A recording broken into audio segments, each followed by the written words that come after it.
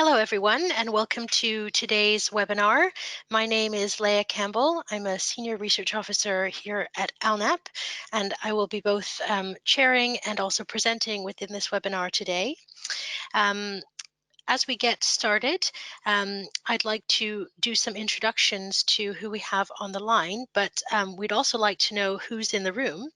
We have about 100 of you so far, and a few more will probably join in the next few minutes. So we're going to launch a quick poll for you to let us know who you are and how much experience you have with this topic as I tell you a bit about who we have on the line today. So as I mentioned, my name is Leah Campbell. I'm a Senior Research Officer at ALNAP, and I'm a co-author of this research we're going to be sharing with you today about humanitarian decision making. Here at ALNAP, I also lead our work on urban humanitarian response, and I've been here at ALNAP for the past 7 years. So my co-author of this report and co-presenting the research today is Paul Knox-Clark, who is a humanitarian professional and researcher with experience working in humanitarian response in countries including Afghanistan, Iraq, Kenya, Mali, and Sri Lanka, and is particularly interested in humanitarian performance and how this is affected by the structure, culture, and processes of the humanitarian system and of humanitarian organizations, and how that performance can be improved. He spent some time within the UN and then led organizational effectiveness consultancy, specializing in working with international organizations. And he was ALNAP's head of research until quite recently. And as I say, is the co-author of this report.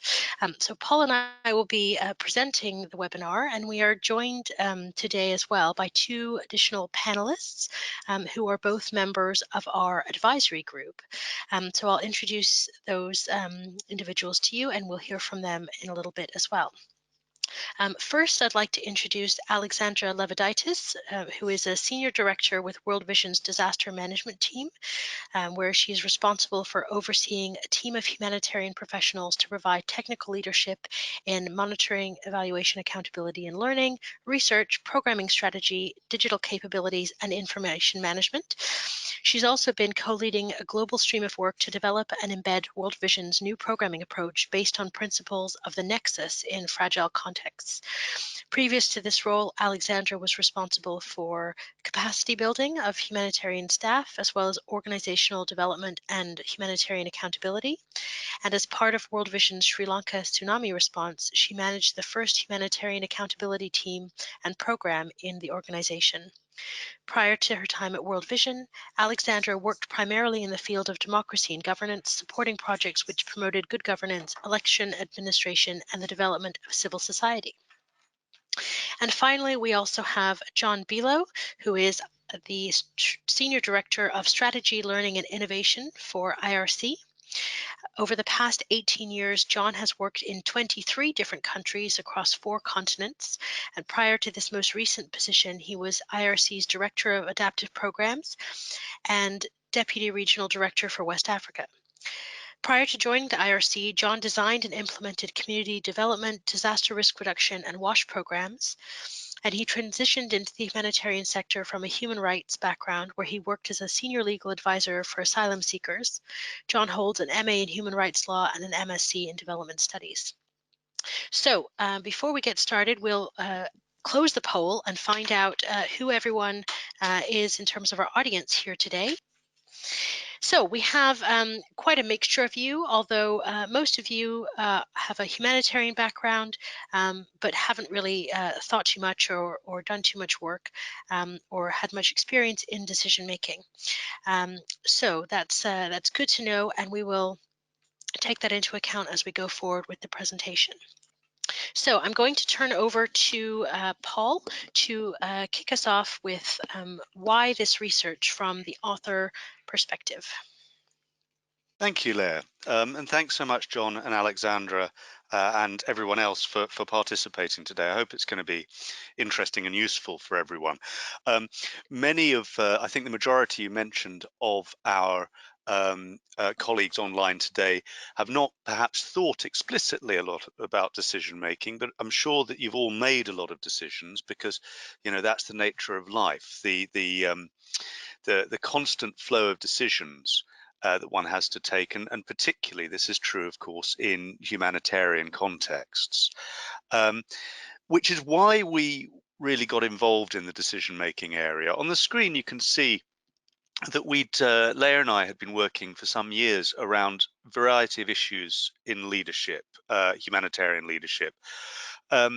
And, you know, a constant thing that kept sort of coming up, nibbling around the edges of the work that we were doing, if you like, and sometimes putting itself front and center, was this issue of decisions. You know, how are decisions being made, what decisions are being made, how do people make good decisions? This became particularly an issue when I think Leah started to try and transform some of the research into useful training and learning materials, because a lot of the kind of things that we felt people, you know, could usefully get needed quite a lot of fine-grained detail on, well, you know, if you're going to lead successfully, how are you successfully going to make decisions? And we became very aware that the leadership work to date had not gone in great depth into that question. And so that's really where we started with this.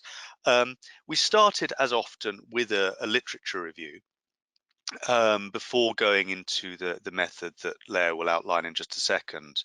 And it was really interesting that we found that overall there was very little written explicitly about decisions and how decisions are made in humanitarian operations. They're perhaps more at the policy level, a little bit more at the policy level, but in the actually getting things done level, very little. There were some notable exceptions to that, but there wasn't a big corpus of literature.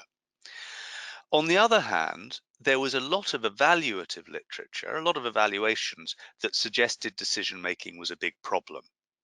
Unfortunately, they very seldom, if ever, went further than that to explain exactly what had gone wrong. The other thing that we found in the literature review was that although the humanitarians may not have done a lot of research in this area, other disaster management professionals, particularly in the blue light services, fire, ambulance, police, and also in the military, and also in things like sort of the oil industry, oil rig fires and so on, had done an awful lot of thinking about how decisions are made. And so we started this in a situation where we had some ideas that were coming out of crises, but we had no idea about how relevant that research actually was to the humanitarian world. And while we knew there was a problem in the humanitarian world, we really didn't know what that problem was. And so we needed to dig deeper. And Leah, I'll hand back to you for a description of what we did in a minute. Thanks, Paul. Before we get into the method, we're going to hear from our two panelists about the why from their perspective. So I'll turn first to John to hear your thoughts about what the need is for this research. Thanks so much, Claire. And I should say from the start, I think had I taken that poll, I wouldn't have associated with the 11% that consider themselves experts in decision making. In fact, I think the more I've learned about this project, this area, the more self-critical I've become about my own decisions. So I was really eager to be part of the advisory group for three main reasons.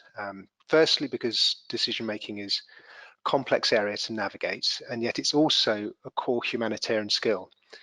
So it was exciting to hear of this ambitious effort to better understand this area, which I think has been lacking in analysis for some time. Secondly, I was intrigued by the innovative methodology using app-based diary to capture qualitative information. And I think, Leah, you may be explaining this a little later on, so I won't give too many spoilers.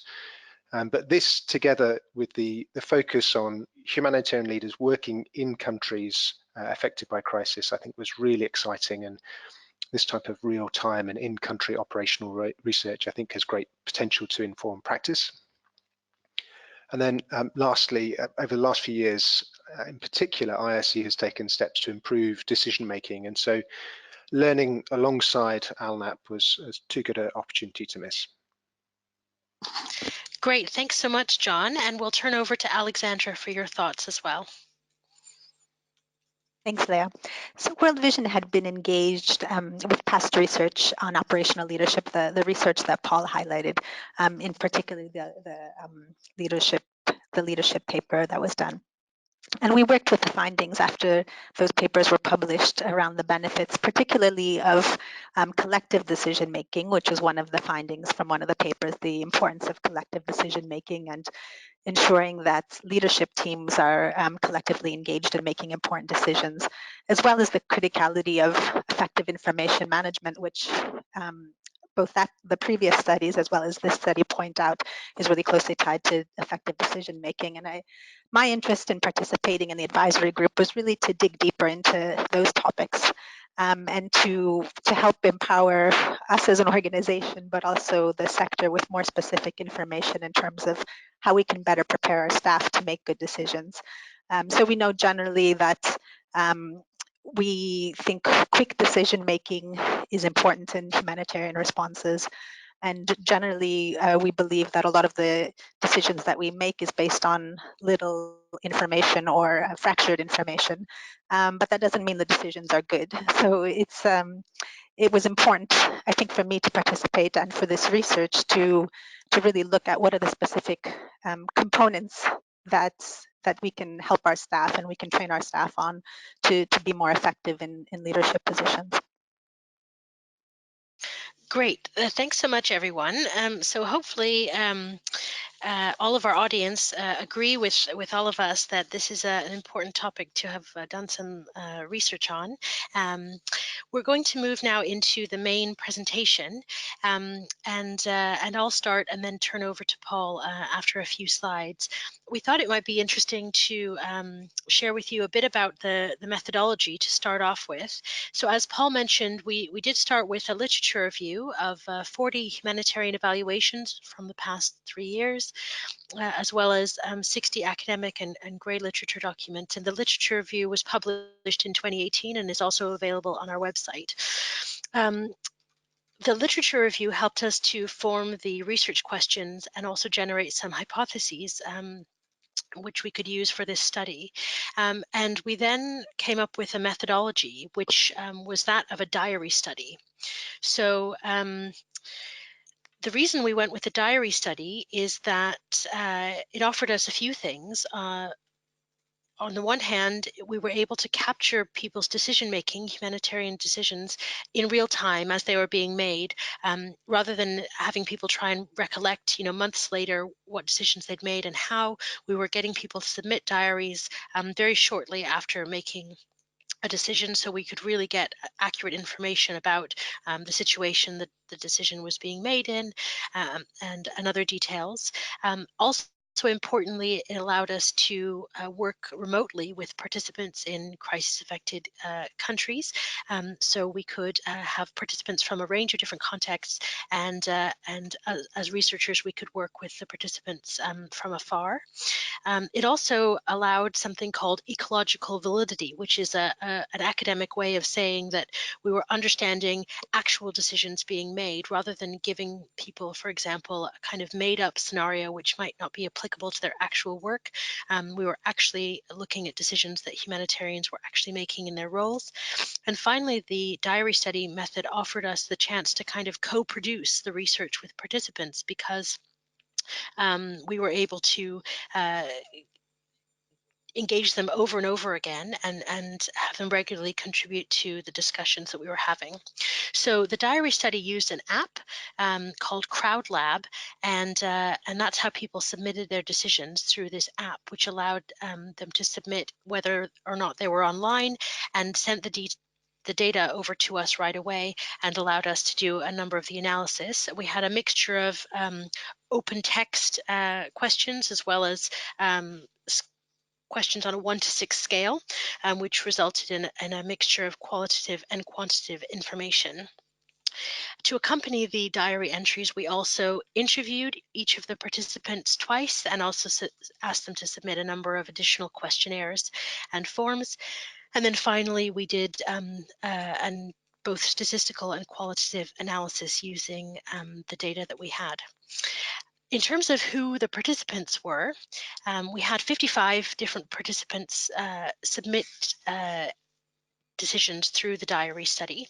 Not all of them submitted the full amount. We'd asked each participant to submit up to 30 decisions, and ultimately 32 of them we consider to have completed the study by submitting at least 15. Quite a few did reach 30, and there's a few actually who ended up submitting a couple more than 30. But overall, we have 55 different individuals who have submitted decisions. They came from a range of different contexts that are listed there on the screen.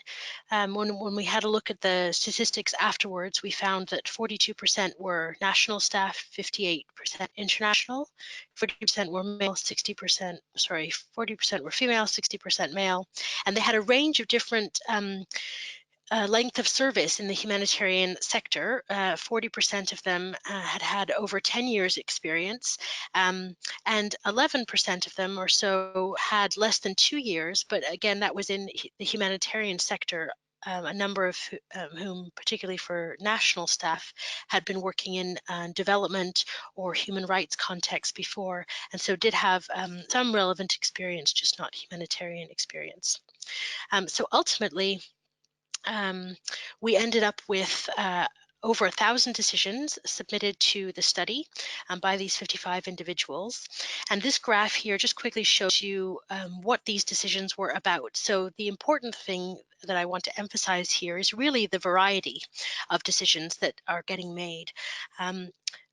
A lot of the work that we found that did reference humanitarian decision making when we did the lit review really focused only on decisions about response options and targeting, which are the bottom two categories there. And ultimately, we found that this is actually kind of a small number, only about a fifth of the decisions that are being made by humanitarians about the operation.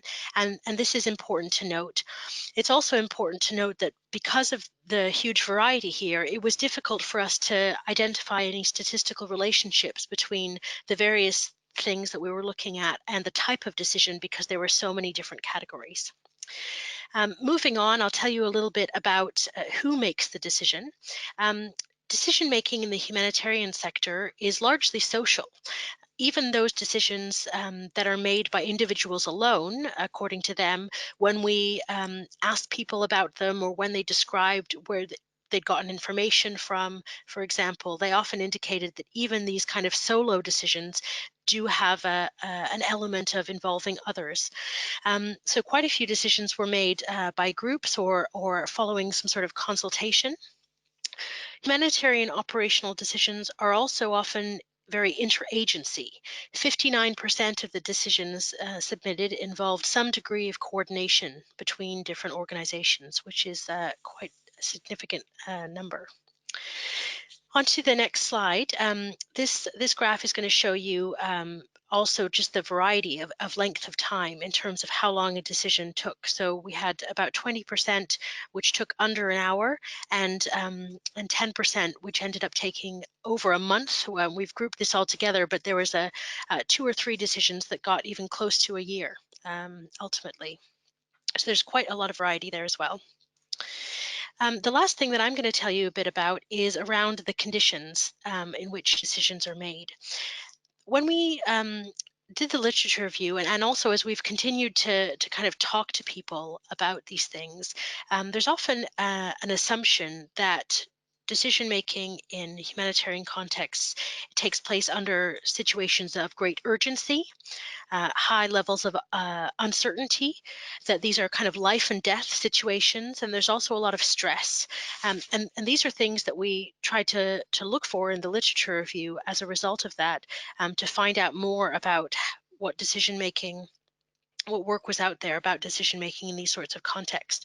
And so one of the things that we did in the study was be able to take a look at how many of the decisions were urgent and how many were stressful and so on.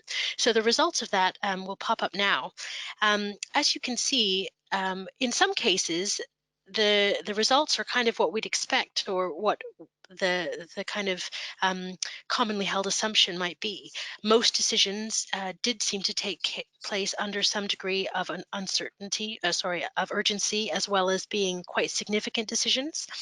But there was on other aspects, less decisions were being made that were uncertain or that were taking place under stressful conditions. And the study explores, and I won't go into too much detail because I think there's some great quotes and examples in the study itself about the nature of these conditions.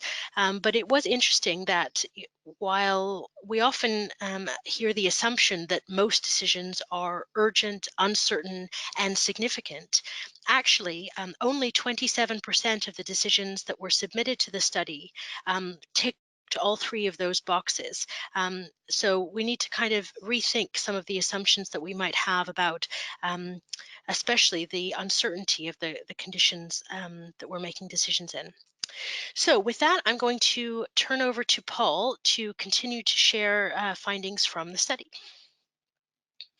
Thank you, Leah. So before I do, I'd just like to talk about the broad categories of decisions that we looked at for this study.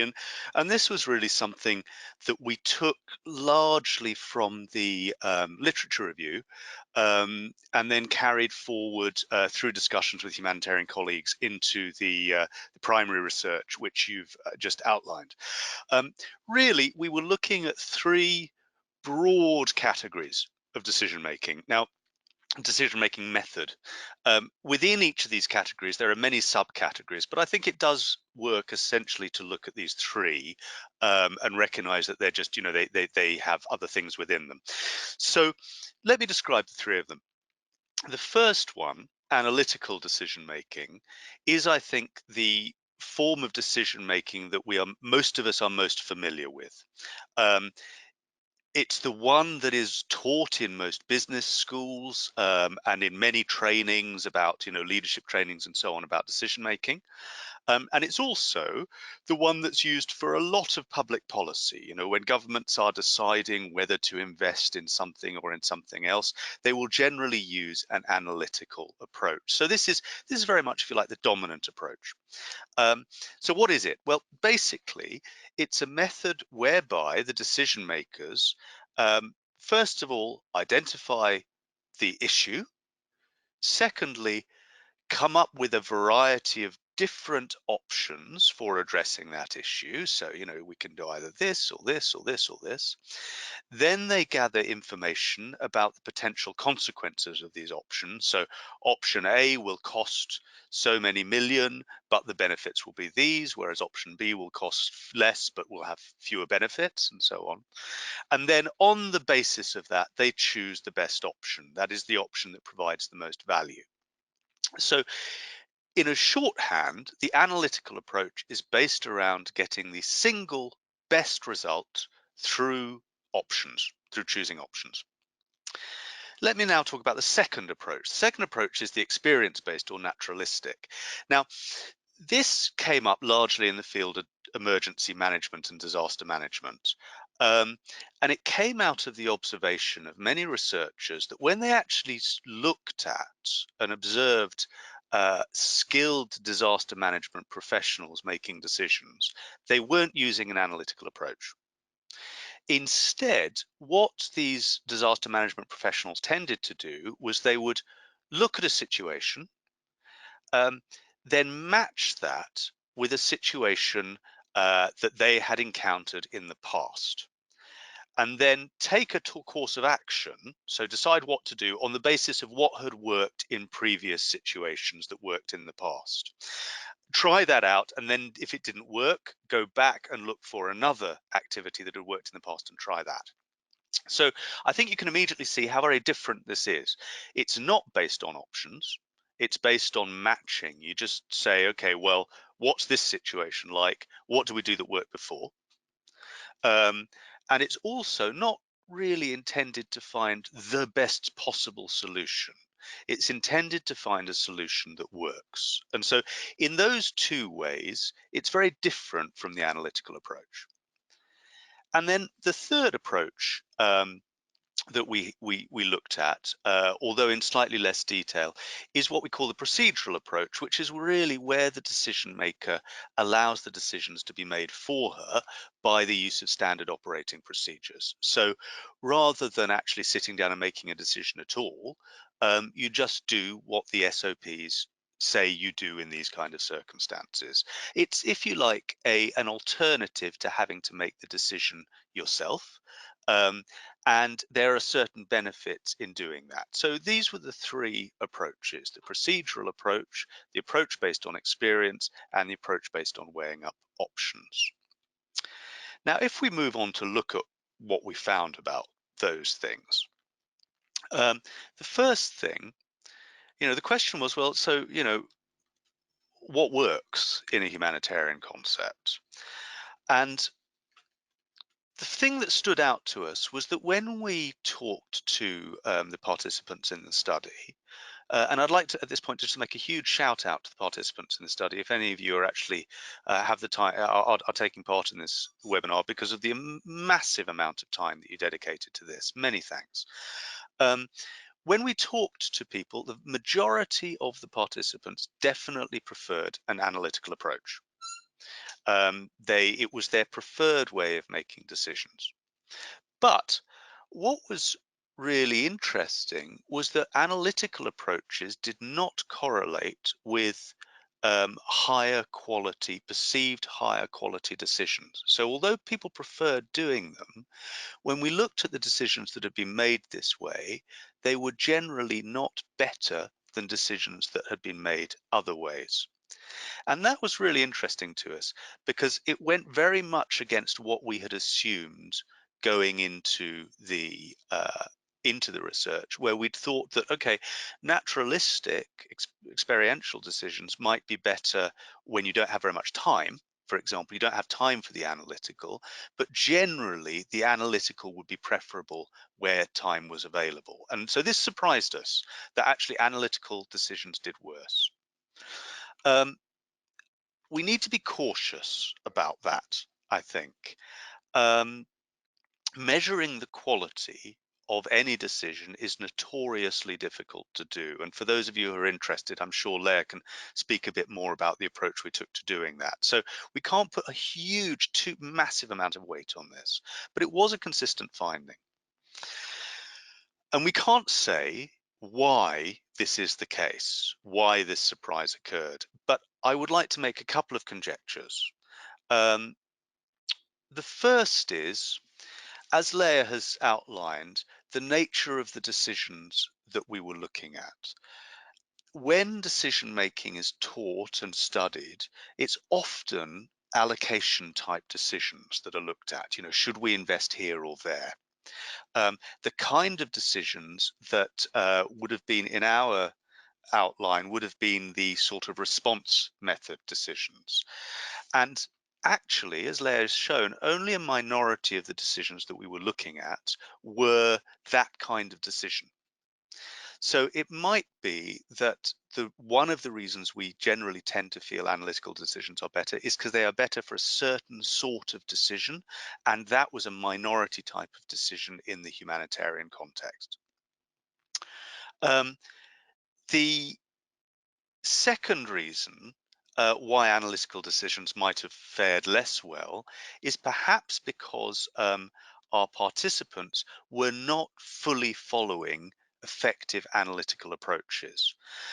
That is, the analytical method was broadly being used, but it wasn't being used particularly well. And we did see in the interviews consistently that participants did not actually spend a lot of time generating a wide variety of options. Normally, or very often, it was only 2 or 3 options that would come up with very quickly. And if the generation of options bit of the analytical approach is not done, the whole method becomes weaker. So those are 2 potential reasons why the analytical approach may have scored less well. Another surprise, if we could move to the next slide, please, were the findings about information. Because again, and as a former ALNAP Secretariat member, I sort of was slightly shocked by this. What we found in the research was that more information gathering did not correlate with better quality decisions. You know, we might have expected the more information you have, the better the decision. That did not appear to be the case. Now, it was only partially unexpected, in as much as I understand that there has been other research, particularly in the military, which has also correlated this idea that beyond a certain level of information collection, actually more information becomes redundant. But again, we can't really explain this finding. We can say it's out there, but further work would be required to explain why it's the case. I will put forward again some conjectures based on the interviews, but we can't, guarantee that this is why that was true. The first is about the nature of the information that was sought. That basically, when we dug down to ask people what information were you getting, it was very often information that was, if you like, social. It was asking peers for their opinion. So rather than looking for primary data, evidential data based on sort of information collection from the ground, or even from research reports, it was very much asking other people in the same situation what they thought. So it might be that the information was not as good as it could have been, or as broad as it could have been.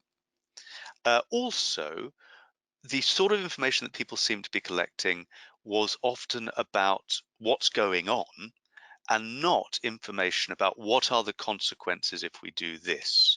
So it might have been the nature of the information that was collected, which explains why more information didn't make for better decisions.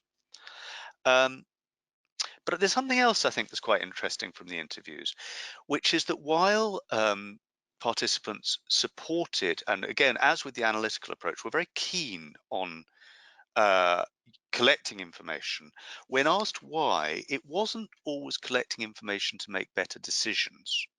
It was often, very largely, people were collecting information because they wanted to generate support for any decision that was made among a group, or because they wanted to spread accountability for the decision across a number of people. And so maybe the reason that more information didn't lead to better decisions is because the reason for collecting the information was never really about the quality of the decision. It was more about getting the decision implemented and about accountability. But again, that's a conjecture. Moving on, which approaches work best in which circumstances? Well, as we've said, we thought that different approaches would work in different contexts, but actually found that the naturalistic experiential approach to decision making, if you remember, that's the one where you think, have I seen something like this before? What worked then? Tended to be better in all circumstances. However, the analytical approach did perform relatively better in situations that were less urgent, which would sort of make sense because there was more time then to gather information about options and weigh up options. Whereas the naturalistic approach was relatively better in situations that were more urgent and more familiar, which would also make sense because those were situations where you'd seen it before and you didn't have much time to make a decision. The procedural approach, our survey design didn't allow us to really stack that up against analytical and naturalistic. But the interviews did suggest that it was also better in familiar situations, and that procedures did work, but they worked best where they were not followed rigidly, but were adapted to specific contexts. One concern is that none of the approaches that we looked at seem to be particularly well adapted to working in situations of uncertainty, where you don't have enough information about what's happened in the past and what's going to happen in the future. And of course, many humanitarian situations are very uncertain. So there is a question still out there about what works in situations of uncertainty. Finally, a whirlwind summary of how the study challenged at least our assumptions. It might not be challenging yours, but this is how it challenged Leah and mine. And I think the assumptions also that were made by a number of people on the advisory group as well. First challenge, we had to really, through the interviews, rethink what decision making actually meant. We had started, I think, assuming that decision making was, if you like, a moment. It was the bit where we're going to do that, not that. But actually what we found was that decision making was a much longer process, and it was hard to identify a specific moment. It was much more a process of developing a way of responding to a situation, and that process was about so much more than the decision. It was also about recognizing the decision had to be made, determining exactly what decision had to be made, and then interacting with other people. And sometimes that process could go on for a few minutes, sometimes for several days or even months. The second assumption that was challenged was about how decisions are made. I think one learning that we came out with from this study, and something that we all need to be aware of, is that the vast majority of decisions that our colleagues were making were being made reactively. That is, something happened and the humanitarian decision maker responded to it, or in some cases a procedure required it from the organization. Only a minority of decisions were actually proactive. Only a minority were coming out of someone looking around saying, there's a problem that might emerge here, what should we do about it? This, I think, reflects on a lot that's been written and observed of the way the humanitarian system and humanitarian culture works. We see the kind of problems that we're looking for, and is perhaps a concern that should be followed up in the future. The third set of assumptions, and Leah's spoken to this already, is, I think we went in thinking, as a lot of the literature appears to do, that humanitarian decisions are urgent, they're uncertain, they're life-saving, high significance. And as Leah said, only around a quarter of the decisions fulfilled all of those criteria. A lot of them were not particularly uncertain. In a lot of them, people felt quite certain about the situation. What's also interesting there is that when we looked at how those conditions impacted the decision, the assumptions we made didn't hold up. For example, we assumed that stressful decisions would generally be less good quality. But actually what we found was the higher the level of stress, the more the correlation, the higher the quality of the decision. So stress seemed to lead to better rather than worse decisions. The fourth set of assumptions that were challenged, and you can see quite a lot of assumptions got challenged here, were about what's the right way to make a decision. I think, again, we kind of went in, as many of us do, with this idea that the gold standard is the analytical, evidence-based approach. But what we found is that there isn't necessarily a single right way. There are a variety of ways of making decisions that should be strongly related to the circumstances. So some will work, the effective method will depend on the circumstance.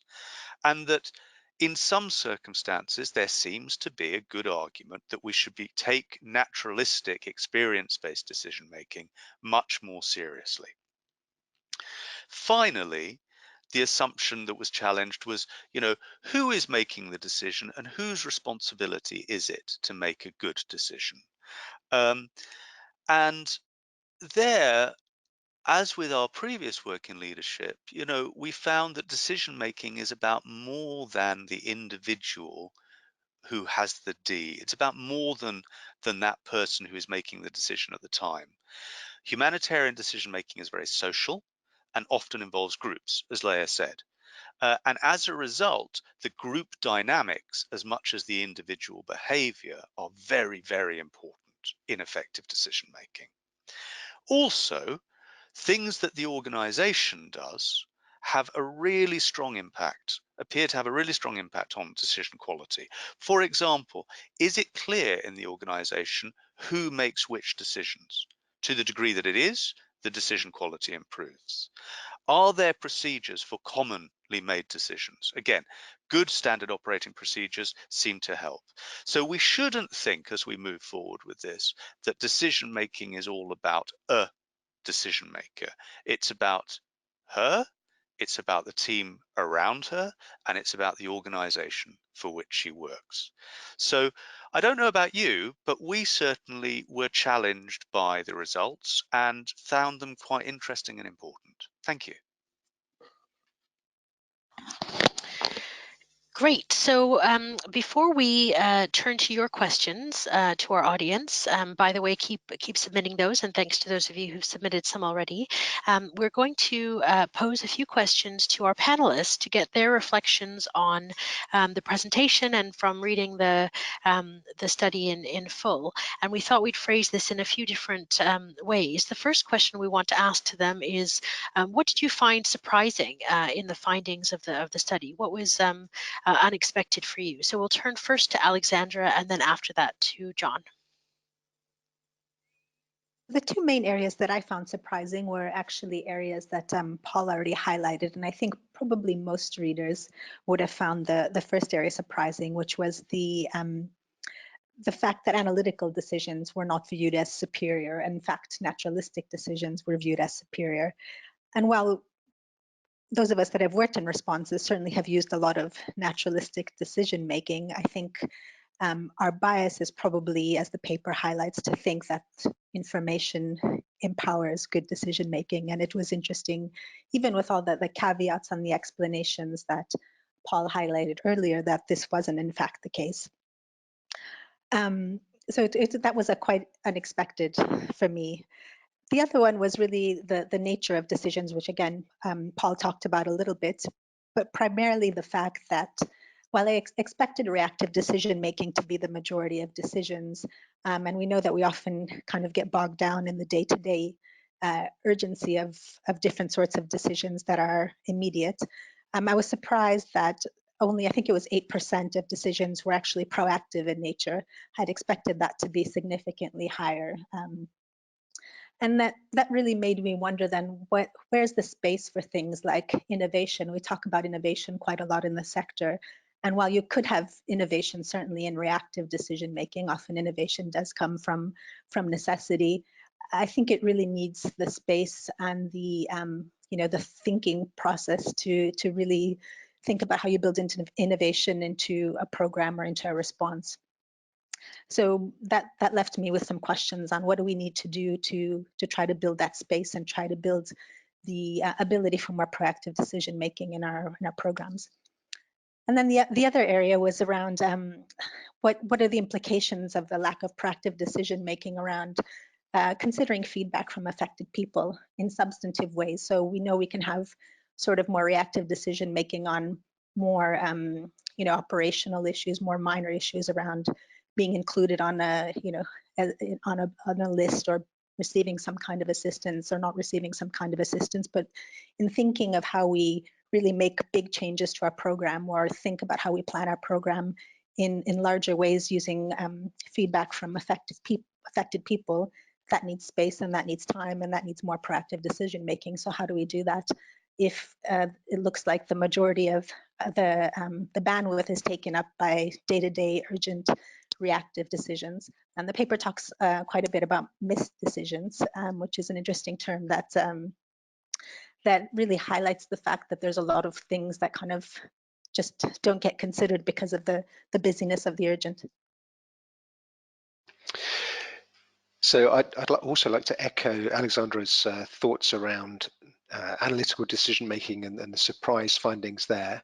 IRC is really striving to make more data-driven decisions, and so the finding that there was no relationship between the use of information and the quality of decision is something that I'm really eager to dig into, because this represents a challenge to our implicit theory of change around how we improve decision making. Second thing I'd like to mention is not perhaps surprising, but I found quite reaffirming. I think oftentimes humanitarian decision making is sometimes characterized as a lone individual making urgent decisions quickly, largely based on instinct. And in fact, this characterization can be expanded to human experience because our minds are geared towards making a vast number of decisions quickly. So slowing that process down and making more analytical and consultative decisions isn't necessarily easy. But what was exciting, I thought, from the research was that while urgent decisions are most common and experience comes out as a key factor in how we make decisions, the research also points to decision making not being an activity of an individual in isolation, but very much a social endeavor with, I think it was 81% of decisions made through some form of consultation. I think that's exciting. And then finally, something that I found concerning and I think deserves further research is that for almost half of all of the decisions made, decision makers reported feeling stressed at the time of decision making. Now, Paul's rightly referenced that this actually can have a positive impact on the quality of the decision. And it's not clear exactly why the decision makers were stressed at this moment, whether it was the security environment, the gravity of the decision, or perhaps the enabling environment for making that decision. But the fact that so many decision makers felt stressed, I think, deserves a pause for reflection from a duty of care perspective on the stress-related impacts of decision making and the situation in which people find themselves. Thanks. Great, many thanks to you both. I'm going to turn back to you both again in reverse order. So John, you're up again in a moment. The next question we wanted to ask you is, are there any things that you found were a gap in the paper? Paul mentioned that for us, uncertainty was something that we didn't end up having many strong findings about in terms of an effective approach to make decisions within uncertainty. Are there any other things that you identified as gaps or potentials for further research? Over again to you, John. Thanks, Claire. So this paper is bursting at the seams with findings and is hugely ambitious in its scope. So I don't feel as though there are gaps per se, but I do think there are opportunities for more focused research in the future. The main area that really struck me was around external and internal factors that influence decisions, and more precisely incentives and bias. My experience has been that incentives such as wanting to please your boss or fear of what the donor may say, or noble incentives such as humanitarian imperative, have really profound impacts on many decisions. And so I think better understanding the interplay between incentives would help us to both navigate them or indeed perhaps realign them in order to promote better decision making. So that'd be the first area.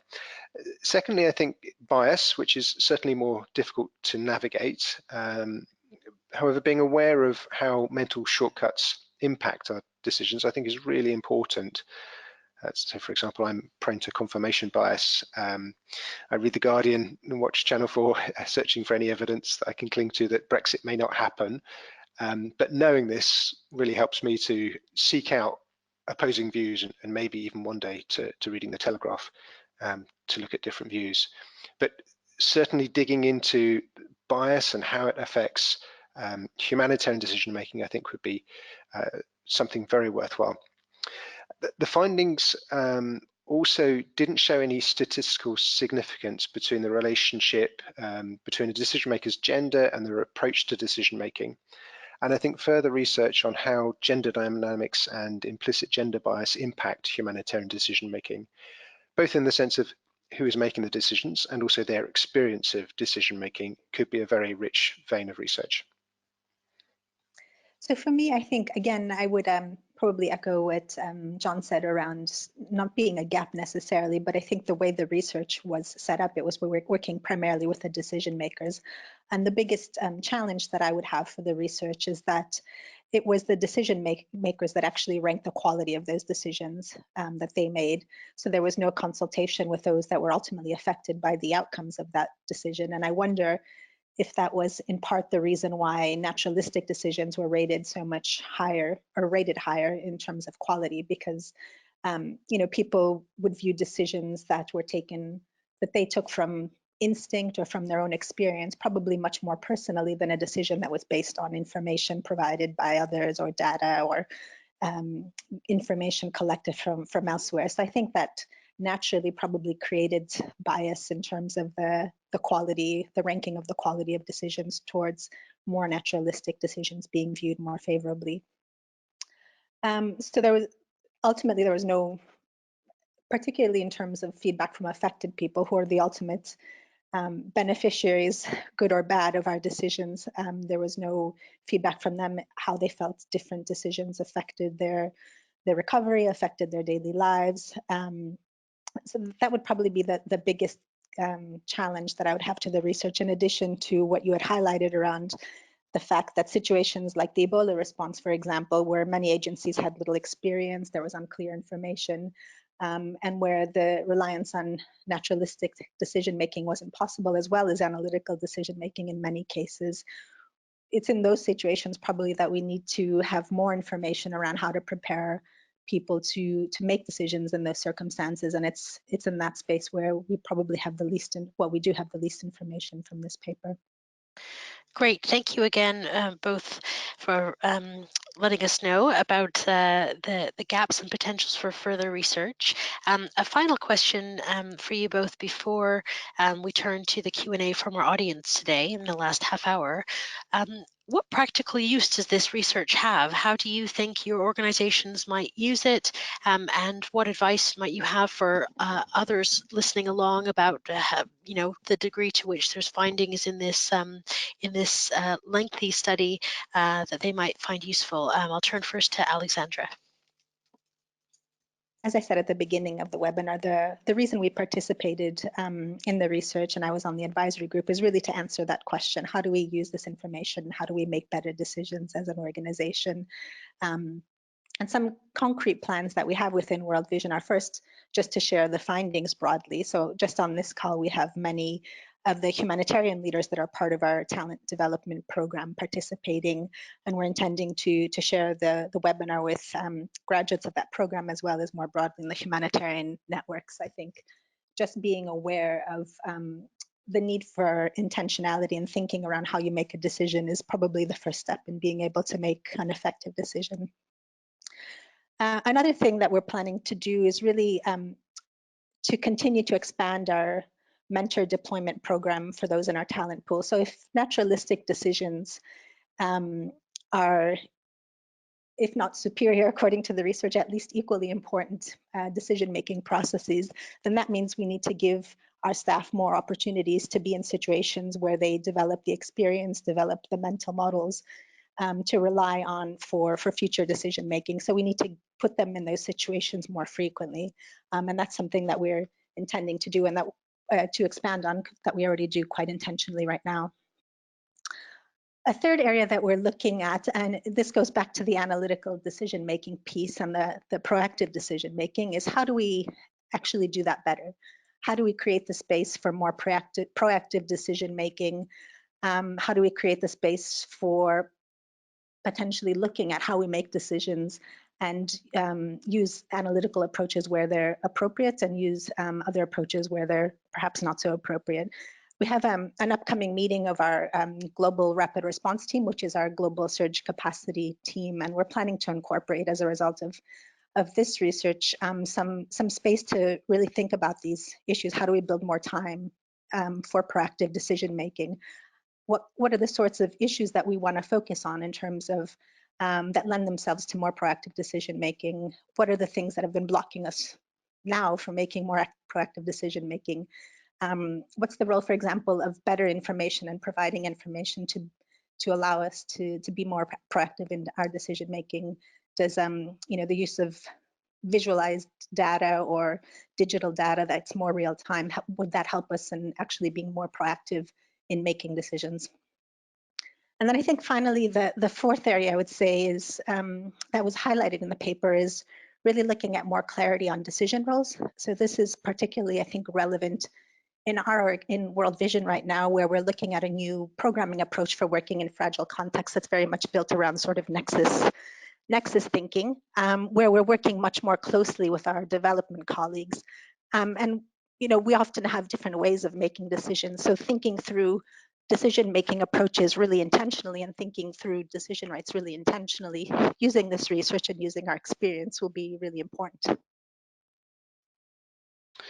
So partly inspired by this research, last month IRC dedicated a day at an international programs retreat for 150 senior humanitarian leaders to look at how we make decisions. And we decided to run a simulation based on a project in Pakistan, divided all of these colleagues into 13 different teams, gave them incomplete data from a project dashboard and insufficient time, connected them to remote partners and technical advisors, and asked them to really dig into the project to determine its status and identify how it can move forward. So we use this as a basis for reflection, and as you'd expect from a group of experienced humanitarian professionals, each team did a really exceptional job of identifying the issues and deciding what was most important and how to move the project forward. But the simulation also raised some really important issues about how we can create a better environment in which decisions can be made, and particularly how we can learn from failure. Building from this, we've also established as part of our program quality framework, a set of standards for a number of different aspects of our work, and included in this is decision making and learning. And I think it's important that these two go hand in hand. Under this, we're encouraging colleagues to try and be more systematic and analytical in the decisions they make. Systematic in the sense that we don't miss decision points, and analytical in that we strive to make more use of data and appropriate consultations. So we've tested this approach and incorporated it into our project management routines. And it's essentially a light touch analytical framework, which we're calling an ABC framework: analyze, brainstorm, and choose. So very much along the lines of what Paul articulated. But we've also tried to under-engineer this to give space to experience-based decision-making. And I think the important point here that I'd like to communicate is that I wouldn't see these two approaches, analytical and naturalistic, to be mutually exclusive. And I think that when you combine the two, they can be a really powerful combination. The challenge that this research poses to us is exactly how to bring best value to the analytical approach, given some of the findings. Thank you. Great. Thanks so much to our panelists and to all of you who've been submitting Q&A so far. So we've got a number of questions and we're going to jump into them. I thought I'd just start by taking the liberty to answer a couple ones that I can do quite quickly, quite specific questions that people have asked, and then I'll turn over to others on the call to get into some of the more discursive ones. The first one, someone wanted to know how we define stress or stressful environments. Quite straightforward. This one was a question on a 1 to 6 point scale that individuals submitting a decision indicated where on that scale they would place themselves at the time of submitting the decision. And the question they were asked to rank on the scale was, how much stress were you experiencing at the time of making this decision? So it was self-reported, and what was considered stressful, we did find in the interviews between one person and another did vary, but we asked each individual to indicate how stressful they found that moment of making the decision. Someone asked whether there were any differences between decision-making between national and international staff. Here, we did not find any statistical relationships between being from the place where you were working or being international. However, there was a significant finding between understanding the context and making better decisions. So the more someone understood the context, the better their decision making was. And there's a section on that towards the end of the report about the value of experience and familiarity. Someone asked whether people referred to the humanitarian principles. We didn't ask specifically.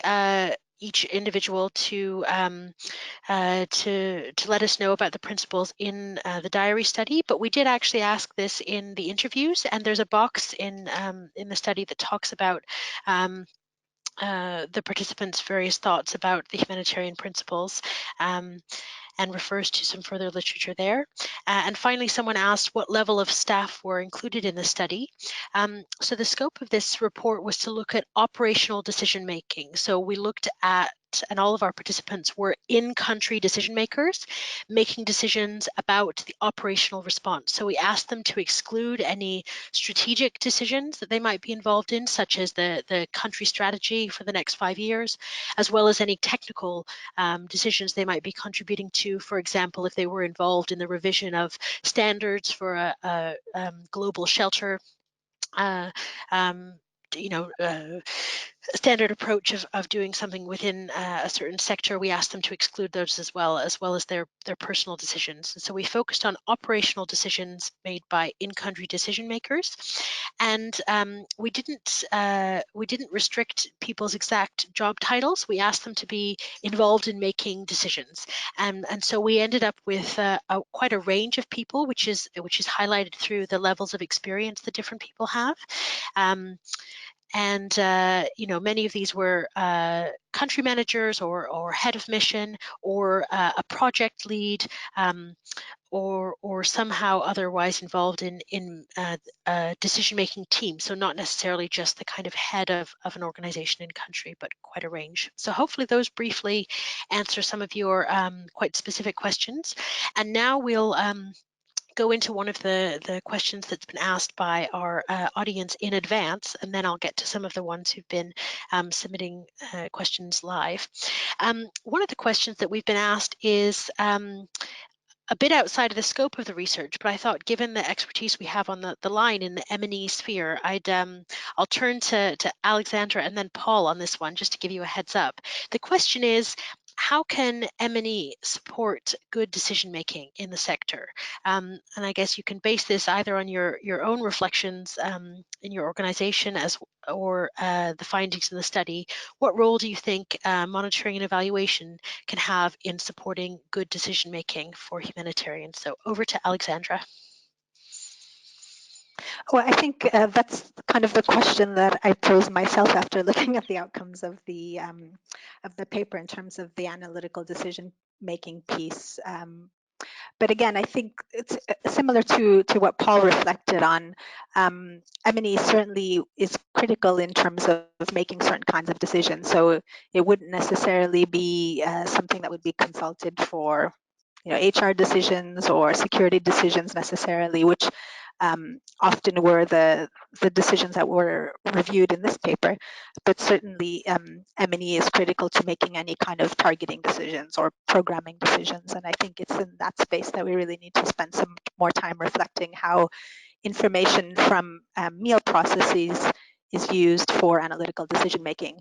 The paper talks a bit about the need for more really digestible forms of information. So it may be that part of the reason why analytical approaches didn't work so well in this study was the fact that we tend to write big papers or have too much information that we present to decision makers, and what we need to really focus on and invest on is not just the collection of good data, but actually the sort of the processing of that data in ways that can be more useful for decision makers. So in more real-time ways, or in more digestible formats, more visual, integrated with other kinds of reporting processes that decision makers see, because often we know M&E data tends to stay sort of in the programming space and doesn't always go to a response leadership space. So I think all of these things need to be reflected on, not just the getting good data, but it's actually making the data accessible to decision makers.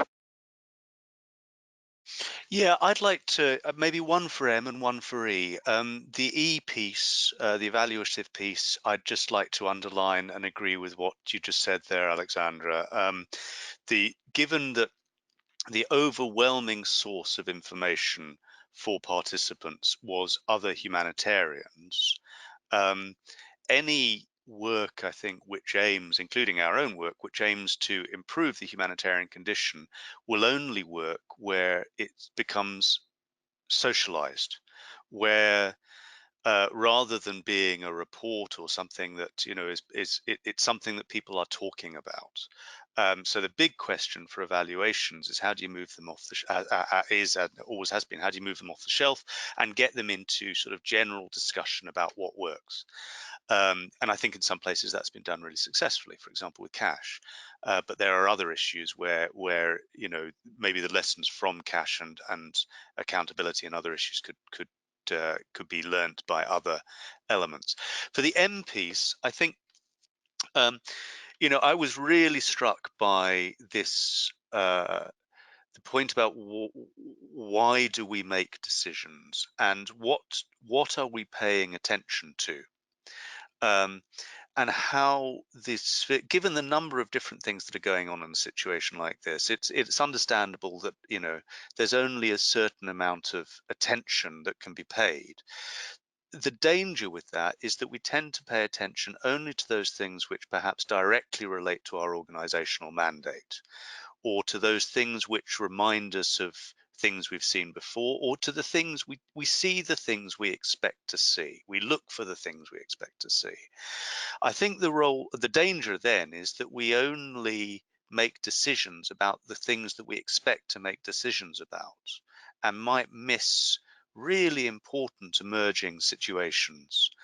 I think the role for M is to expand to the degree possible, to be looking at monitoring not just the response, but the situation and the relationship the response is having on the situation, so that humanitarians can make good decisions in time. And as John, I think, has pointed out already, a lot of that is about just asking people who live there what's going on.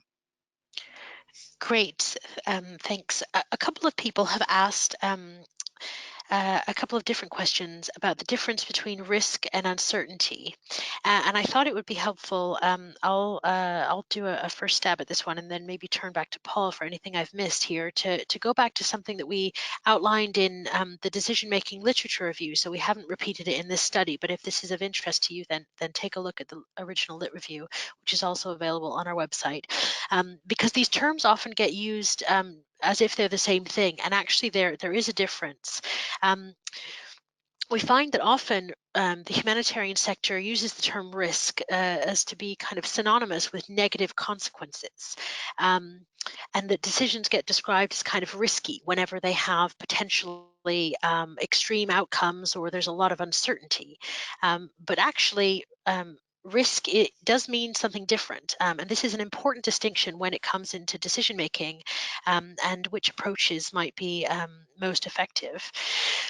So just to kind of outline what we've put in the literature review, we define threat as something that might happen, an event or situation which could occur, and if it occurred, it would lead to a negative outcome, for example, a fire.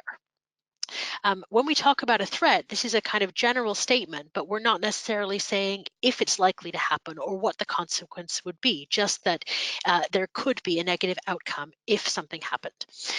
Risk is a bit more precise then. So it's the chance that that event or outcome could actually happen, combined with what the impact would be if it did happen. So risk, if you want to kind of have a short definition, is the probability times the impact of a potential threat. So going back to the fire, it would be a risk, but only if you're able to quantify the likelihood and consequence of that happening. Otherwise, it remains a kind of threat, something that you generally want to avoid, but not something that you really kind of quantify and measure.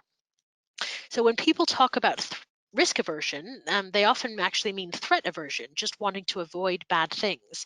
And when we often talk about risk management, this is where we kind of blur the lines, and we actually often mean uncertainty management. We talk about risk management, meaning actually that we want to manage a situation where a threat exists, but where the likelihood of it happening or the consequences of it happening are not known, and actually probably cannot be known or even estimated. So the important thing that I'm emphasizing here is that there is a difference between risk, which is something that we can kind of quantify, um, and uncertainty, which is something that we know would have a potential negative impact, but which we actually don't know how likely it is that it might happen or what the potential consequences could be. And so in the study, when we're talking about uncertainty, we're not talking about things that can be quantified. You know, if we had all the information about risks, that would be a context where an analytical approach could be quite effective because, for example, if you have something like the insurance agency, they make a kind of business out of being able to calculate the risks of something happening so that they can make decisions about what premium levels to offer people and so on, based on the huge amount of data that they have about events happening. However, with uncertainty, because we don't know the likelihood or the possible impact, a different sort of approach might be needed. And unfortunately, as we've discussed, none of the decision-making approach that we often use tend to be extremely effective in uncertainty. But that's a kind of briefer on the difference between risk and uncertainty. And maybe in the interest of time, I'll ask my next question, but then if anyone has anything to add to that one, then please go ahead. So the next question focuses on evidence, and this is something that came up, obviously, we mentioned it in the study, and also our panelists mentioned it as something that they wanted to kind of dig into a bit deeper. So I'll turn first to Paul and then maybe to John afterwards, because I know this is something that you are particularly interested in. Given the findings of the study, and maybe we can just reiterate what those are, because I think there's a potential for misunderstanding what we're saying. We want to be clear here. What role does evidence play in decision making, and what is the way forward for the kind of evidence community taking into consideration the findings of the study? So over to you, Paul. Thanks. It's a big but very important question. I'll do my best to answer it briefly. We need to be careful, I think, not to assume that evidence and information are the same thing, because often evidence, I think, is still used as a kind of generic kind of thing when actually people are just talking about information. In ALNAP, we've always said that evidence is information which is relevant to supporting or refuting a specific proposition. So information doesn't become evidence until you have a question. And then some of the information you have will be relevant to answering that question, and it will become evidence for or against. Given that, I think we need to be clear, and this goes back to what you were just saying about the difference in uncertainty and risk, that there are some kinds of questions where it would be a terrible mistake not to be looking at the information that can be used as evidence.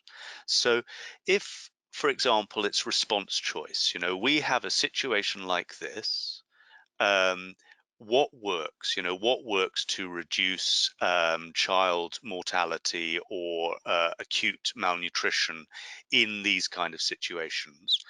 There's lots of information that relates to that, and it is a kind of question where that information is useful.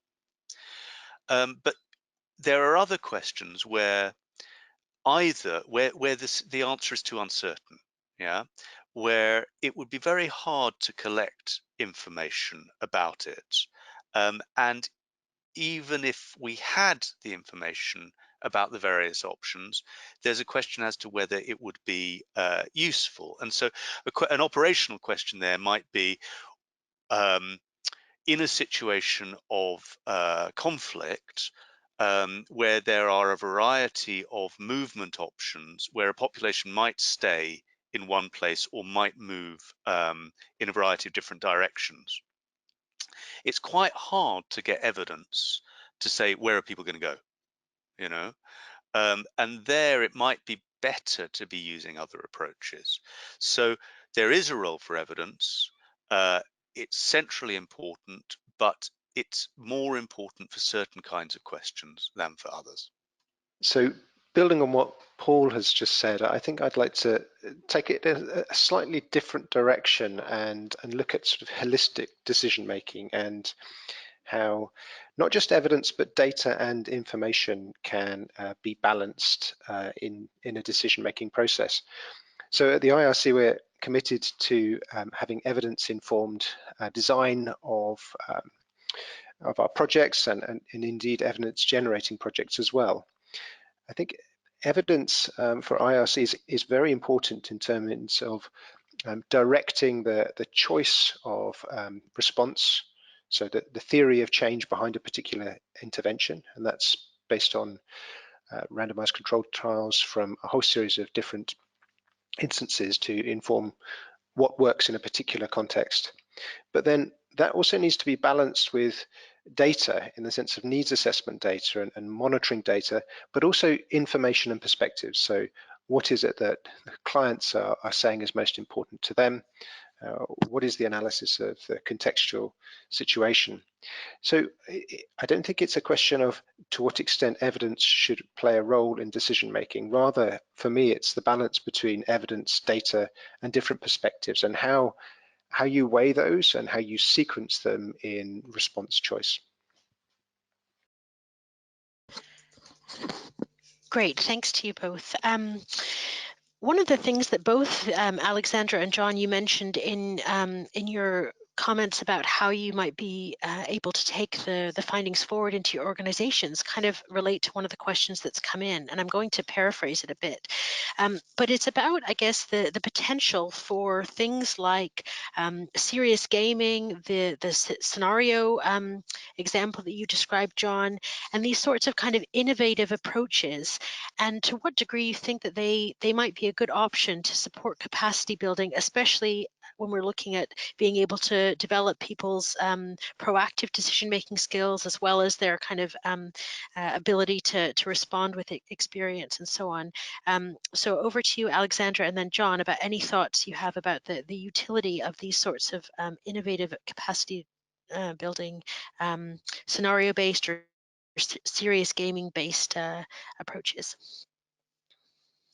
Well, I think we've been in World Vision, we've been using simulations for many, many years, just like many organizations, because they are an effective tool at replicating as best you can response situations so that staff can practice different things. Certainly decision making is one of the areas that we've focused on, particularly in our simulations and in a lot of our face-to-face staff development programs.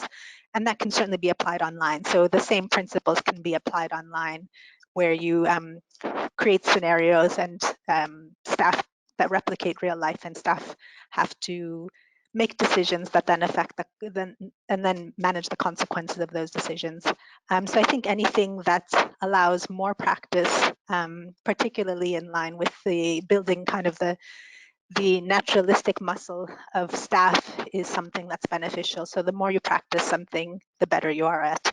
The better you are at it, and the better that you're exposed to different sorts of situations. So I would say certainly that would be a really effective, both of those face-to-face and virtual scenarios, and gaming would be effective ways to build those skills. Yes, I fully endorse what Alexandra said. Certainly simulations we found to be a really great tool for capacity building. I think the more experiential the learning can be, the better. Of course, decision making isn't an academic exercise, and so the closer you can have a situation to real life in which people can learn, the better. I'd also say that there's utility to scenario planning beyond just capacity building. I think it's actually a very relevant tool for decision making, and in a number of contexts, for example, in DIFA in Niger, we found scenario planning to be an incredibly effective tool for decision making in a proactive sense. Thanks. Great, thanks. We might only have time for one or two more. I'll try and squeeze in two if I can. I'm going to turn to you, Paul, to see if you can remember an example of a procedural decision, or if you can give an illustrative one. Someone has asked if we can provide an example of what would be a kind of decision made by procedure. Either, I guess, if you can recall one from the study, or if you can give an illustrative example. Over to you. Yeah, there was a one which was about distributions, making food distributions. I don't remember the exact procedures that were involved, but it was basically that in a situation where there is evidence supporting the need for food, the procedure is you do a blanket distribution for the first, I can't remember how many days it was, while collecting more information around targeting. Now, it's not rocket science, but what that decision does, I think, is what that procedure does is a couple of things. First of all, three things. First of all, it gives confidence to the decision makers in a challenging place which is both significant and urgent, as to what to do. This is just how the organization does it. Secondly, it means that they are not wasting bandwidth and energy on what is actually a fairly obvious approach. You know, they can take their fairly limited amount of capacity in terms of time and focus it on more important decisions. And thirdly, it allows evidence into processes can be very good ways of taking evidence of what works and putting them into the decision-making process, because you basically the process is basically what the evidence tells you works in a situation. So that one was a very simple and obvious one about how to respond in the first sort of 72 hours of a response where there was acute malnutrition and danger of mortality. But there were also a number of others from exactly areas of security and a lot of HR stuff, which was not always supported because often it was too slow, but that these are the ways that you go about hiring staff, or these are procurement things. These are the ways that you go about ensuring you've done due diligence in procurement. Great. Well, thanks, Paul, and thanks to everyone. We only have a couple more minutes left, so I'm going to answer a final couple of questions myself by directing you to sections in the report, and then close out. A couple of people have asked to get a bit more information about how we define quality, and this is something we didn't go into much depth because the answer is quite a long one, and we wanted to conserve the precious time that we have with you today. But there is quite a detailed explanation of this, of how we assess decision quality scores and why we made the decisions that we did in the annex to this study. So as you can imagine, with a study like this, the methodology is quite long and involved. So the study itself only includes a very short description of methodology, but there's a separate PDF that's also available on our website and that's linked to from the main report, called the annex, and in there you can find a section called Assessing Decision Quality Scores, which walks you through how we did this and why we made the decisions that we did, which was after a literature review of how one does assess decision quality. So we based it on common good practice. So to wrap up, I want to thank all of our speakers today, my co-author Paul and our two panelists, John and Alexandra. I'd also like to thank my colleagues who've been behind the scenes here from ALNAP, Maria, Grace, and Jamie, for all of their work behind the scenes, as well as Paul mentioned, all of the 55 decision makers, in particular the 32 who finished the study and gave so much of their time and experience to us to be able to put something together. For those of you who would like to know more, or who think that they have colleagues who might be interested in hearing this presentation or engaging more with this material, we're going to be doing a series of in-country events. A number of them are coming up this year. Those ones between November and December are listed there, and you'll find links to the events on our website if you go to the events page on the ALNAP website, and there'll be more events in 2020 as well in other locations. We also have a number of supplementary materials that'll be published between this month and into the new year, which focus on particular audiences. So for example, we're going to write a blog just for the evidence folks to sum up some of the points that Paul and John made in that Q&A question earlier, as well as having a kind of, so what do I do to make my decision making better, or which approach should I use for in-country decision makers themselves, and so on. And there's also going to be a more detailed report about the study methodology, the diary study approach, and more detail on the decision quality and other sorts of things that we had to figure out how to deal with in the study. We're also generally interested in just hearing from you. So if you'd like to know more information, if you want more information on anything we've talked about today, or if you think your organization would be interested in a presentation or to get a copy of the report, please just do get in touch. So all that being said, thank you all so much for sticking with us through this hour and a half. I hope you have a wonderful rest of your day. Take care. Bye.